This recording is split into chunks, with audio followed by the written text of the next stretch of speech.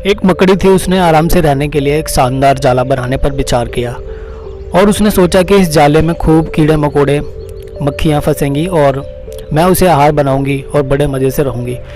उसने कमरे के एक कोने को पसंद किया और वहाँ जाला बुनना शुरू किया। कुछ देर बाद जाला आधा बुन चुकी थी, आधा तैयार कर चुकी थी। यह देखकर वह मकड़ी काफ़ी उत्साहित सी खुश हो रही थी उस जाले को देखकर कि मैंने आधा काम अपना कंप्लीट कर लिया। तभी अचानक उसकी नज़र एक बिल्ली पर पड़ी जो उसे काफ़ी देर से देख रही थी और उसे देखकर हंस रही थी।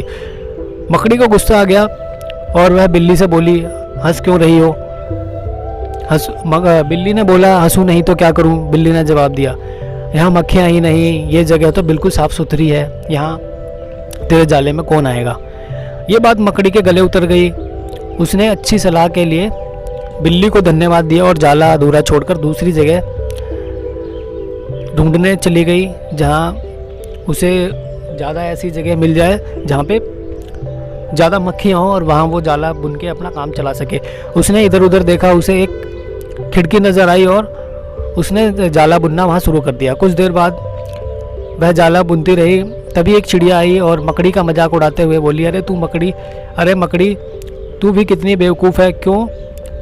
मकड़ी ने पूछा, क्यों?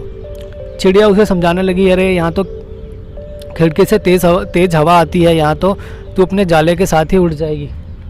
मकड़ी को चिड़िया की बात भी ठीक लगी और वहाँ भी उसने अधूरा काम छोड़कर अपना जाला बुनना छोड़कर वहाँ से भी वो दूसरी जगह चली गई।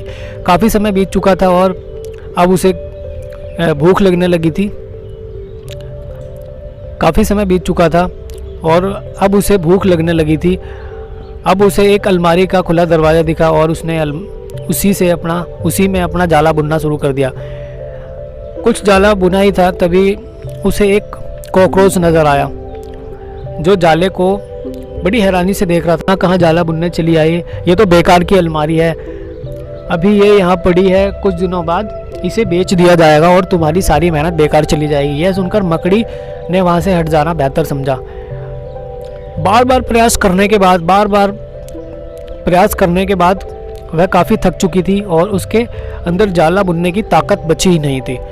भूख की वजह से वह परेशान थी। उसे पछतावा हो रहा था कि अगर पहले ही जाला बुन लेती तो अच्छा रहता, पर अब वह कुछ भी नहीं कर सकती थी। उसकी हालत बहुत ही ख़राब हो चुकी थी। जब मकड़ी को लगा कि अब कुछ हो ही नहीं सकता तो उसने पास से गुजर रही चींटी से मदद मांगी और उसने चींटी से बोला, मैं बहुत देर से तुम्हें देख रही थी, तुम बार बार अपना काम शुरू करती और दूसरों के कहने पर उसे अधूरा छोड़ देती और जो लोग ऐसा करते हैं उनकी हालत भी इसी तरह होती है। और ऐसा कहते हुए वह अपने रास्ते पर चली गई और मकड़ी पछताती हुई निढाल पड़ी रही।